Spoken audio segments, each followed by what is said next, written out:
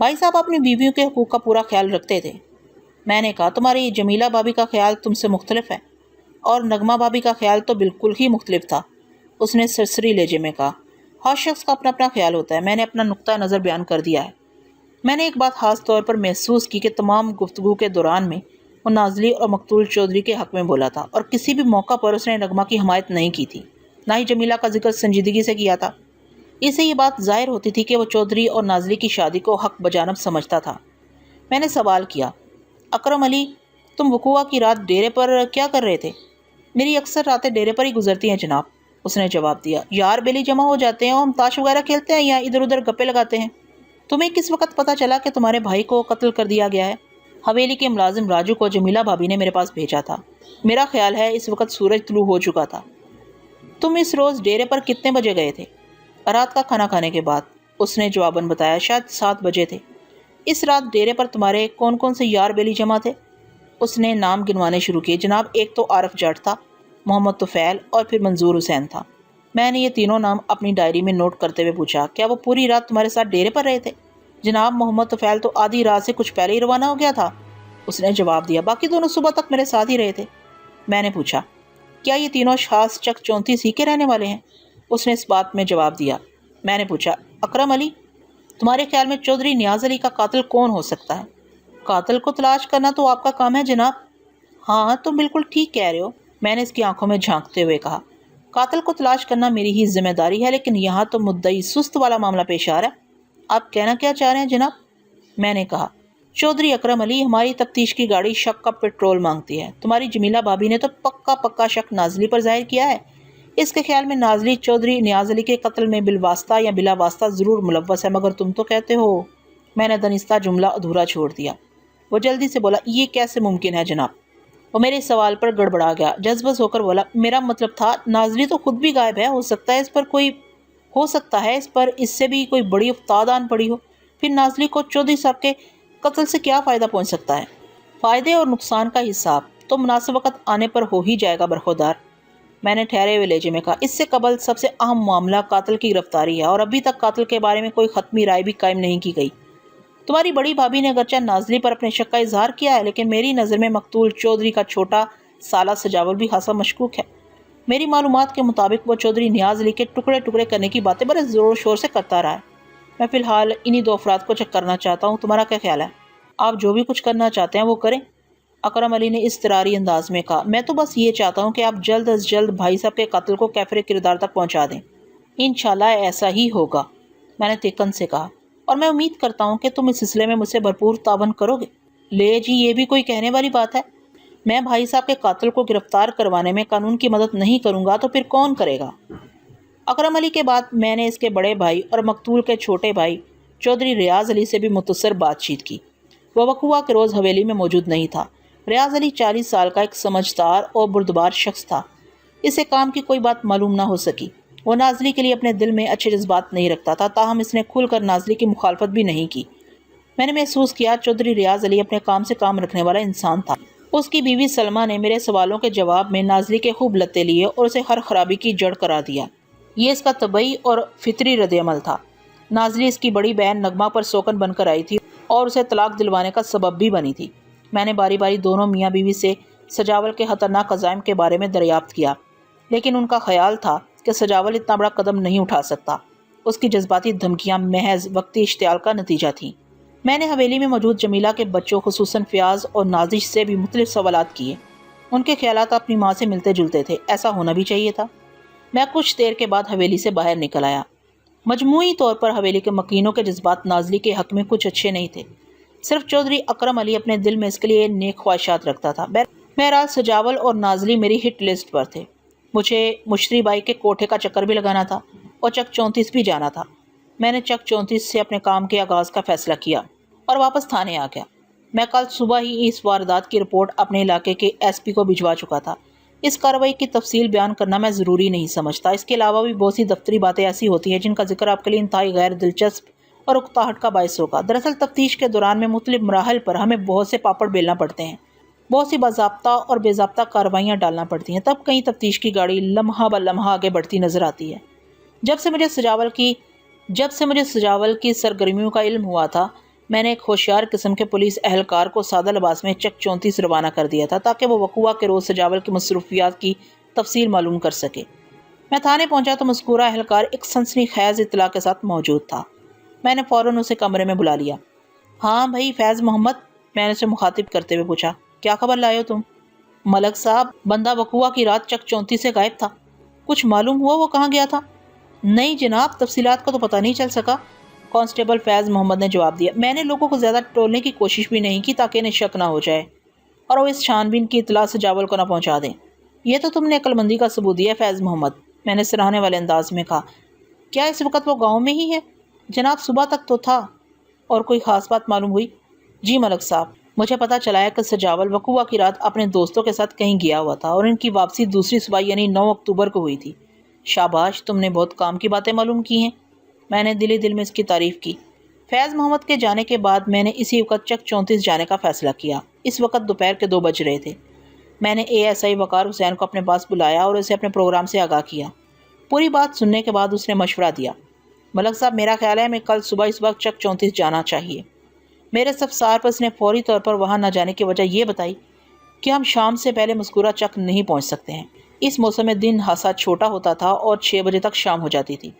ASI کی بات خاصی معقول تھی، اس لیے میں نے اپنے پروگرام کو دوسرے دن تک کے لیے ملتوی کر دیا۔ جس وقت ہم چک 34 پہنچے دوپہر کے تقریباً 11 کا وقت تھا۔ ASI وقار حسین میرے ہمراہ تھا۔ اس زمانے میں آج کل کی طرح پولیس والوں کو نہ تو تیز رفتار موبائلز مہیا تھیں اور نہ ہی جدید قسم کے ہتھیار میسر تھے۔ ہم گھوڑوں، تانگوں اور بائی سائیکلوں کی مدد سے سفر کرتے تھے یا پھر ایک ضلع سے دوسرے ضلع تک لاریوں اور بسوں کا سہارا لیا جاتا تھا۔ ایک گاؤں سے دوسرے گاؤں تک جانے کے لیے بس اور ٹرین وغیرہ کی سہولت موجود نہیں تھی۔ میں چاہتا تو سجاول کو گرفتار کروا کر تھانے بھی بلوا سکتا تھا، لیکن مقتول کی بیوہ جمیلہ اور برادران خود چودھری ریاض علی، چودھری اکرم علی کی جانب سے سجاول پر براہ راست شک ظاہر نہیں کیا گیا تھا، اس لیے میں نے بنفس نفیس وہاں جانے کا سوچا تھا۔ ویسے بھی خواہ مخواہ کی پکڑ دھکڑ کا قائل نہیں تھا۔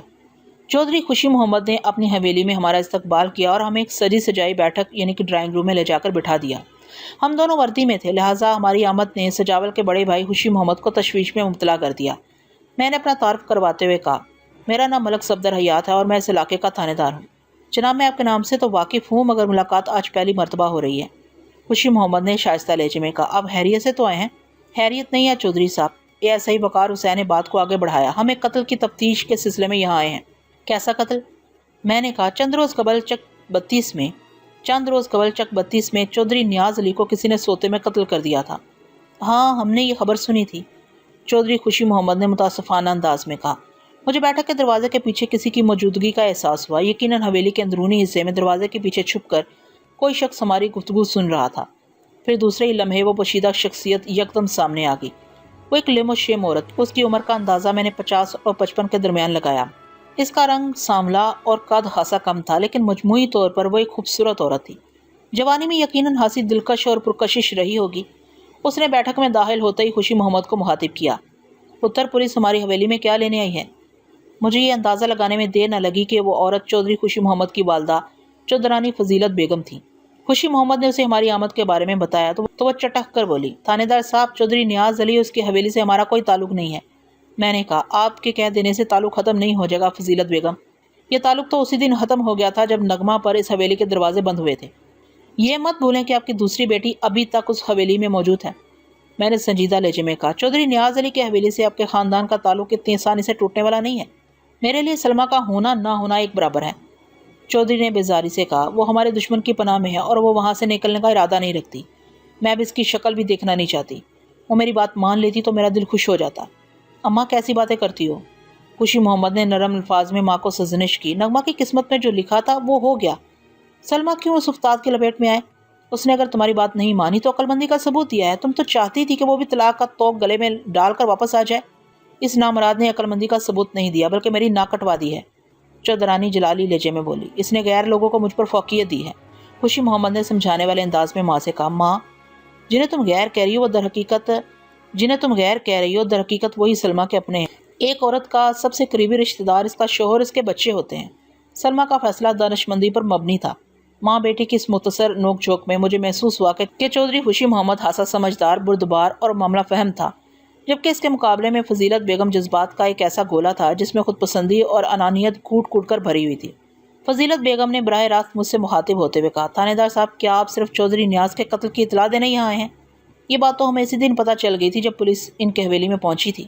میں نے کھنکار کر گلا صاف کرتے ہوئے کہا، چودھرانی جی، یہاں میری آمد کا مقصد چودھری کے قتل کی اطلاع پہنچانا ہرگز نہیں تھا۔ پھر کیا مقصد تھا آپ کا؟ وہ تیوری چڑھا کر بولی۔ میں نے کہا، میں دراصل آپ کی صاحبزادی نغمہ سے کچھ ضروری باتیں کرنا چاہتا ہوں۔ اس کے علاوہ سجاول سے بھی ملاقات ضروری ہے۔ سجاول تو اس وقت حویلی میں نہیں ہے، چودھری نے بدستور اکھڑے ہوئے لہجے میں کہا۔ اور نغمہ سے آپ کون سی ضروری باتیں کرنا چاہتے ہیں؟ نازلی کے بارے میں کچھ پوچھنا ہے مجھے۔ وہ ایک دم بھڑک اٹھی۔ اس رنڈی کا آپ نام بھی نہ لیں۔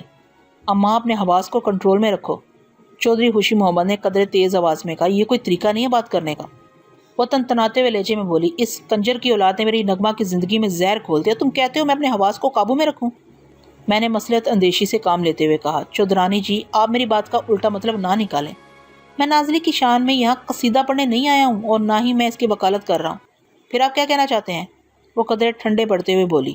میرے کچھ بولنے سے پہلے ہی چودھری خوشی محمد اٹھ کر کھڑا ہو گیا اور بولا، معاف کرنا تھانے دار صاحب، میں اس تلخ گفتگو میں آپ کی خاطر تواضع تو بھول ہی گیا ہوں۔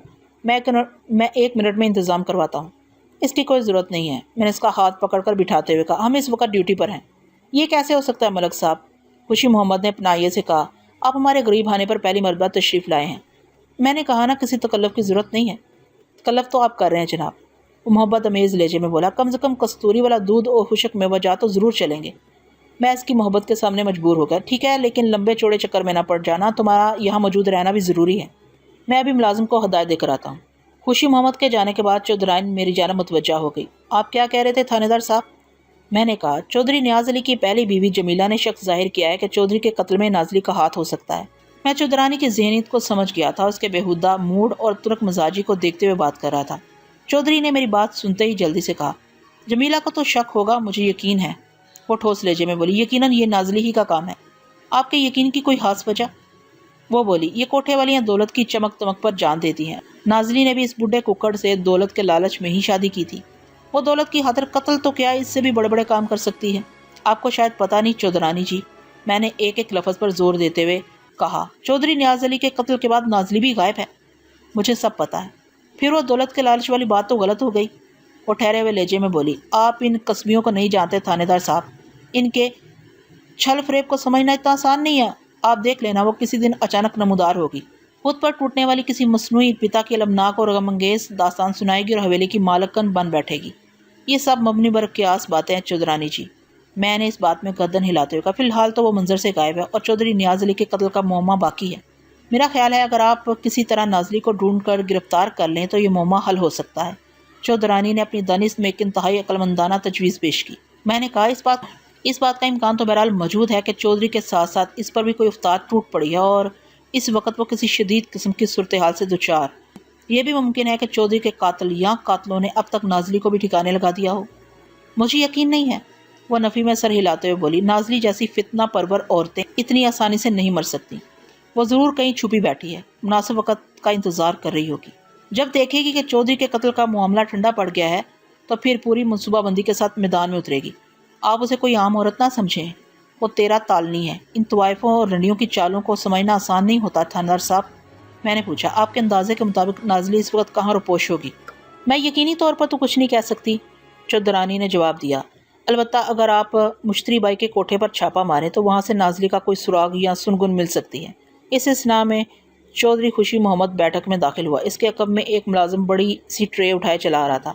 خوشی محمد کی ہدایت پر ملازم نے وہ ٹرے سینٹر ٹیبل پر رکھ دی۔ ایک بڑے بلوری جگ میں کستوری والا دودھ موجود تھا، ساتھ میں 2-3 خشک میووں سے بھری پلیٹیں بھی تھیں۔ ملازم نے ہمارے لیے گلاسوں میں دودھ انڈیلا اور بیٹھک سے باہر چلا گیا۔ ہم خنک موسم میں گنگنے دودھ سے انصاف کرنے لگے۔ چودھری خوشی محمد نے بتایا، ملک صاحب، میں نے ایک بندہ سجاول کو بلانے بھیج دیا ہے، وہ بھی تھوڑی دیر میں یہاں پہنچ جائے گا، ادھر کھیتوں میں گیا ہوا ہے۔ چودھرانی نے ٹانگ اڑاتے ہوئے پوچھا، تھاندار صاحب، آپ سجاول سے کیا باتیں کرنا چاہتے ہیں؟ کوئی خاص بات نہیں ہے، میں نے ٹالنے والے انداز میں کہا، بس 2-4 سرسری سوالات پوچھوں گا۔ پھر میں نے خوشی محمد کو مخاطب کرتے ہوئے کہا، کیا خیال ہے چودھری صاحب، سجاول کے آنے تک نغمہ بی بی سے 2-4 باتیں نہ ہو جائیں؟ ممکن ہے مفرور نازلی کے بارے میں کوئی اہم بات یا کوئی سراغ مل جائے۔ خوشی محمد آمادہ نظر آ رہا تھا، لیکن چودھرانی فوراً بیچ میں بول پڑی، نغمہ تو 10-11 ماہ سے یہاں رہ رہی ہے، وہ بیچاری اس حرافہ کے بارے میں کیا بتائے گی؟ کچھ نہیں بتا سکے گی تو کوئی بات نہیں۔ میں نے کہا پوچھنے میں حرج کیا ہے؟ کوئی حرج نہیں ہے، خوشی محمد نے کہا۔ چودرانی نے تھکے ہوئے لہجے میں کہا میرا تو خیال ہے آپ خواہ اپنا وقت ہی ضائع کریں گے۔ میں آپ کی ملاقات کا انتظام کرتا ہوں ملک صاحب۔ خوشی محمد اٹھ کر کھڑا ہو گیا اور گھر کے اندرونی حصے کی جانب جانے لگا۔